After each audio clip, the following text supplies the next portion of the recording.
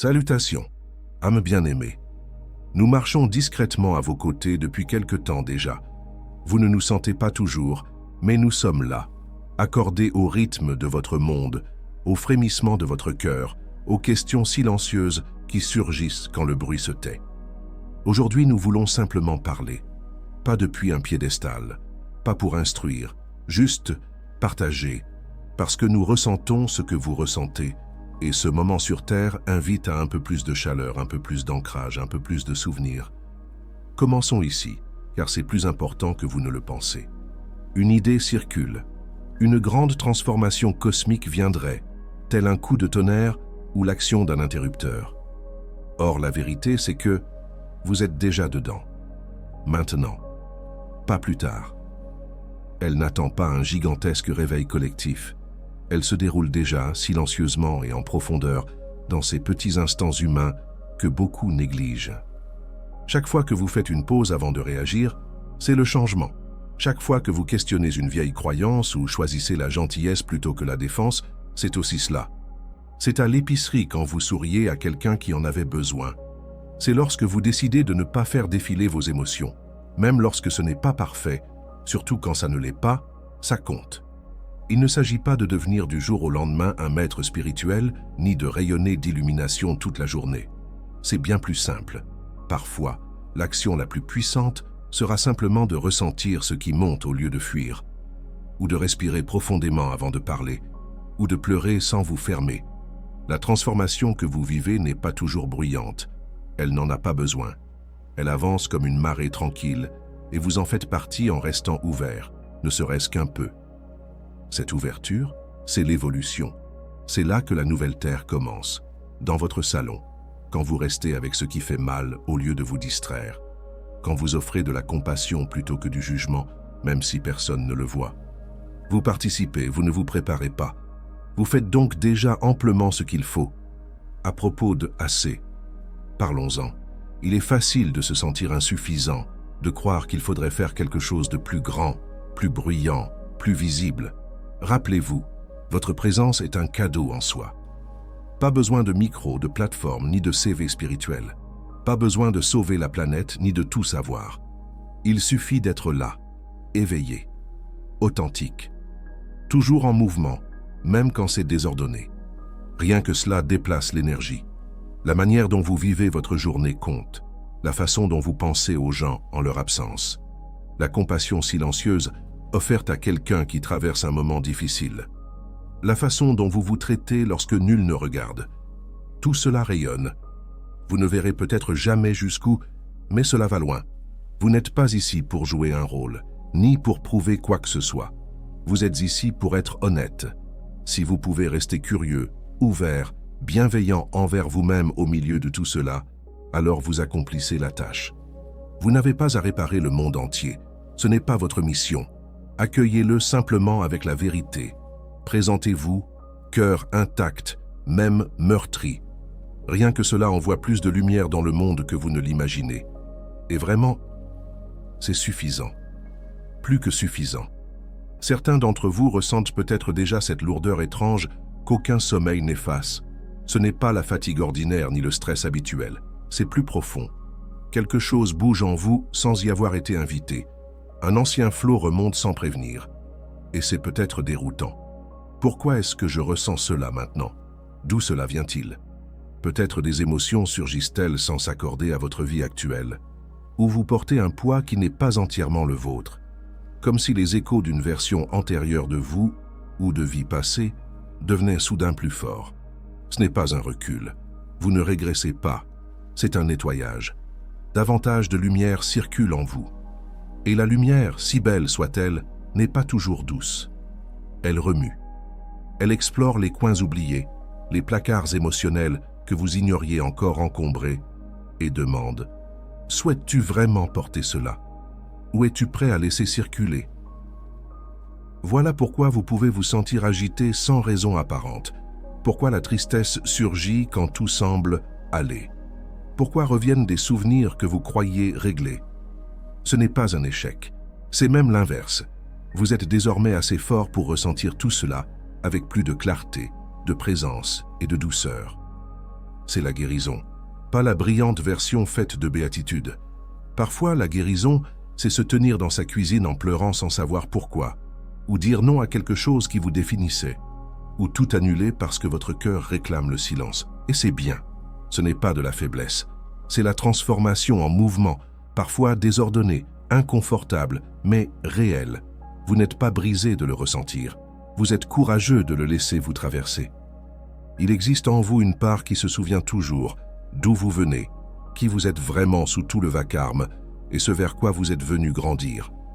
Même lorsque votre esprit oublie, même quand le monde vous tire dans 100 directions différentes, cette part plus profonde reste là, attendant tranquillement un espace pour parler. Elle se manifeste de façon subtile, une intuition viscérale qui vous pousse à tourner à gauche plutôt qu'à droite. Un rêve qui ressemble davantage à un souvenir qu'à une histoire. Une pensée fugace qui apporte une paix soudaine ou une clarté inattendue. Parfois, c'est un léger malaise quand vous vous apprêtez à faire un choix qui n'est pas pleinement aligné. D'autres fois, c'est ce sentiment étrange de « ça sonne juste » lorsqu'une nouveauté surgit de nulle part. Appelez-la intuition, connaissance intérieure, moi supérieur. Le nom importe peu. Ce qui compte, c'est de comprendre que ce ressenti n'est pas aléatoire. Il est intégré. Il a toujours fait partie de vous. Vous n'êtes ni cassé ni déconnecté. Vous êtes câblé pour cela. La seule raison pour laquelle il peut sembler parfois difficile à entendre, c'est que le monde est si bruyant. Flux constant d'informations, distractions sans fin, pression pour avancer sans cesse. Mais cette part de vous qui sait toujours, elle ne crie pas, elle ne rivalise pas avec le vacarme. Elle murmure, elle attend le silence. Alors, si vous êtes perdu, débordé ou pris dans vos pensées, essayez ceci. Faites une pause. Pas pour obtenir la réponse ou forcer un déclic, mais simplement pour vous rappeler que vous n'êtes pas seul. Asseyez-vous un instant, respirez dans votre propre espace. C'est souvent là que la douce impulsion se manifeste, non comme un ordre, mais comme un ressenti, un souvenir. Vous n'avez jamais vraiment été déconnecté. Vous étiez simplement occupé. Et lorsque vous ralentissez, ne serait-ce qu'un peu, vous remarquez que la guidance est toujours là, toujours à l'œuvre. Elle l'a toujours été. Parlons maintenant de ce qui pèse sur beaucoup de cœurs, ce sentiment d'être en retard, d'avoir raté sa chance, de devoir être plus avancé que vous ne l'êtes. Nous voyons cela, et nous voulons que vous sachiez que c'est faux. Vous n'êtes pas trop tard, vous n'êtes pas hors de la voie, vous n'êtes pas disqualifié parce que vous cherchez encore vos repères. Cela fait en réalité partie du chemin. La croissance ne se déroule pas en petites étapes nettes, avec des étoiles d'or à la fin. Elle se produit en spirale, en pause, en détours qui paraissent inutiles jusqu'au jour où ils ne le sont plus. Et l'éveil, ce n'est pas une liste de contrôle, ce n'est pas une échelle à gravir où chacun serait classé selon son degré de spiritualité. Parmi les âmes les plus puissantes de cette planète, beaucoup mènent encore des vies discrètes, doutent d'elles-mêmes, se relèvent après la 10e, la 20e ou la 100e chute. Cela ne les rend pas moins évoluées. Cela les rend humaines et courageuses. Donc si vous traversez une période où vous ne savez pas trop ce que vous faites ou si tout semble un peu chaotique, c'est normal. Ce qui compte, ce n'est pas l'apparence lisse de votre vie. C'est votre honnêteté envers vous-même. Êtes-vous toujours curieux? Essayez-vous encore de rester bienveillant dans un monde qui récompense souvent l'inverse. Voilà la véritable croissance. Et souvenez-vous de ceci. Votre énergie pèse bien plus lourd que vous ne le croyez, bien plus que vos mots. Avez-vous remarqué que certaines personnes se sentent en sécurité simplement en votre présence? Ou que des inconnus s'ouvrent à vous même si vous dites peu? Ce n'est pas un hasard, c'est votre chant, c'est votre présence. Vous n'avez pas besoin de connaître les mots parfaits. Vous n'avez pas à être totalement guéri, ni constamment en haute vibration. Vous devez juste être là, ancré, présent, authentique. Cela suffit à créer des ondes que les gens ressentent, même s'ils ne peuvent pas les nommer. Imaginez qu'en pleine mer de brouillard, le phare ne court pas sauver chaque bateau. Il reste immobile et brille. C'est vous. Vous n'avez pas à réparer tout ni tout le monde. Vous n'avez pas besoin de prouver votre valeur en faisant plus. Laissez simplement votre lumière visible. Continuez d'être vous-même et c'est déjà plus que suffisant. Restons simples, car la réalité l'est. Si quelque chose vous apporte de la paix, ou ne serait-ce qu'une étincelle de joie, Faites-le plus souvent. Ce n'est pas de l'égoïsme, c'est le rappel de votre connexion à vous-même. Pas besoin que ce soit grandiose ou que cela change le monde. Vous n'avez pas à écrire un livre ni à lancer un mouvement. Cela peut être de peindre sans plan, de danser seul dans votre chambre, de cuisiner juste parce que l'odeur vous apaise, d'écrire quelque chose que personne ne lira, ou même de rester totalement immobile, laissant votre souffle se mouvoir sans rien forcer. Tout cela est création. Tout cela compte. Et non, il ne s'agit pas de productivité. Ici, il n'est pas question de résultat. Il s'agit de vous reconnecter à votre propre force vitale, le courant intérieur qui rend tout le reste plus vivant. Lorsque vous créez, sous quelque forme que ce soit, vous touchez quelque chose de plus profond que la logique ou la structure. Vous touchez cette part de vous qui n'essaie pas d'être utile ou impressionnante, simplement présente, simplement entière.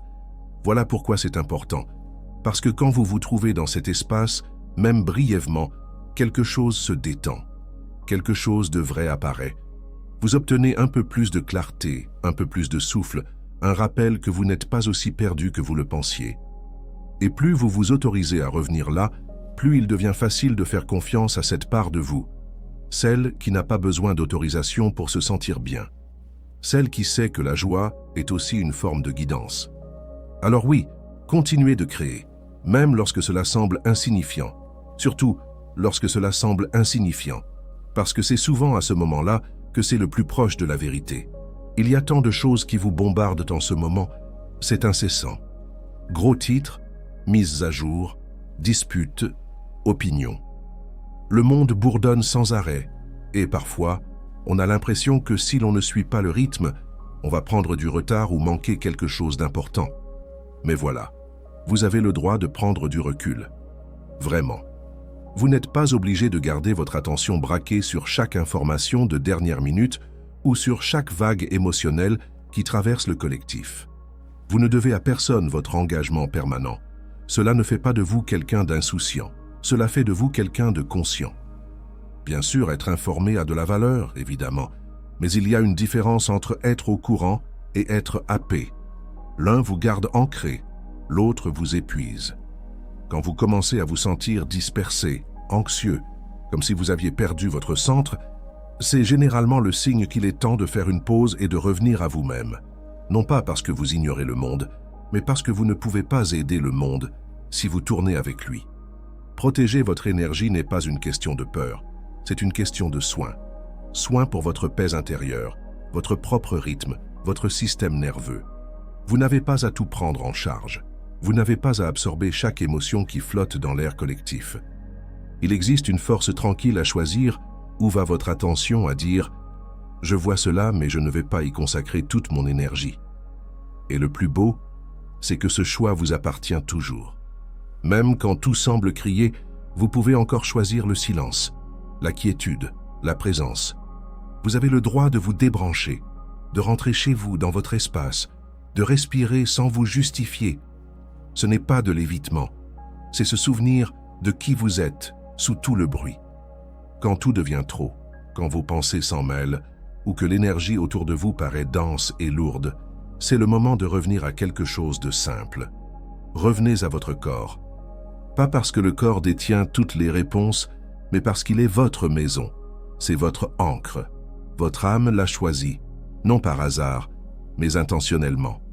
Le corps est la part de vous qui touche la terre, qui sent la lumière du soleil sur la peau, qui respire sans qu'on le lui dise. Il renferme une grande sagesse silencieuse, souvent ignorée sous le vacarme de la volonté de s'élever ou d'ascensionner. Mais votre évolution ne vous demande pas de fuir votre corps. Elle vous demande de l'inclure, de l'apprivoiser, de l'écouter. Alors, quand le monde semble excessif, essayez quelque chose de simple. Respirez un peu plus lentement. Buvez de l'eau et sentez-la vous traverser. Mangez des aliments qui vous enracinent, pas seulement ce qui est pratique. Étirez vos membres, allez marcher, allongez-vous dans l'herbe, laissez vos pieds nus toucher le sol. Ces petites choses ne sont pas petites du tout. Elles vous remettent dans le rythme du moment présent, là où votre âme peut réellement se sentir. Plus vous êtes ancré, plus votre esprit a d'espace pour s'étendre, non pas loin de votre corps, mais à travers lui. Et puisque nous sommes ici, Parlons d'un sujet qui compte bien plus qu'on ne le croit, votre sommeil. Certaines de vos plus profondes transformations ne se produisent pas lorsque vous êtes éveillé.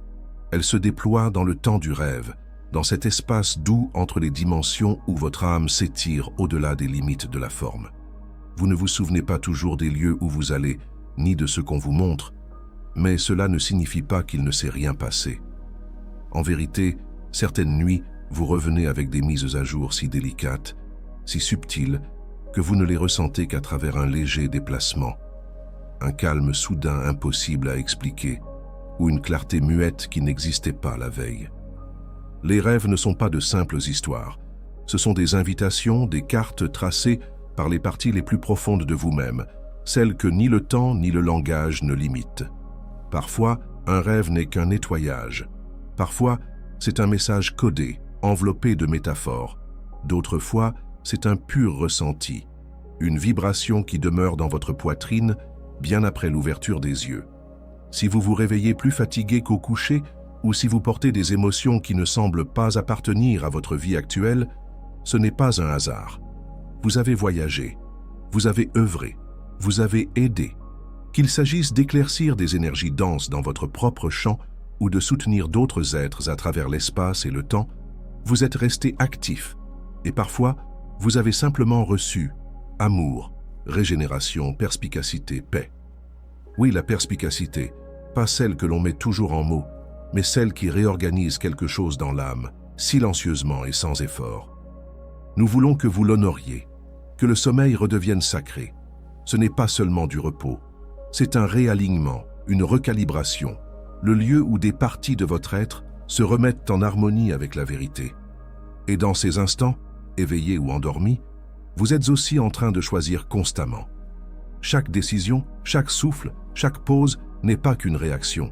C'est un diapason, un signal, un changement de ligne temporelle. Vous n'avez pas besoin de comprendre parfaitement le mécanisme pour qu'il soit réel. Votre vibration, l'état que vous ressentez, agit comme un aimant, appelant des expériences correspondantes. Non comme punition ou récompense, mais comme reflet. Alors peu importe à quel point vous vous sentez bloqué, peu importe depuis combien de temps les choses semblent dénuées de sens, souvenez-vous de ceci, aucun chemin n'est figé. Vous n'êtes pas piégé.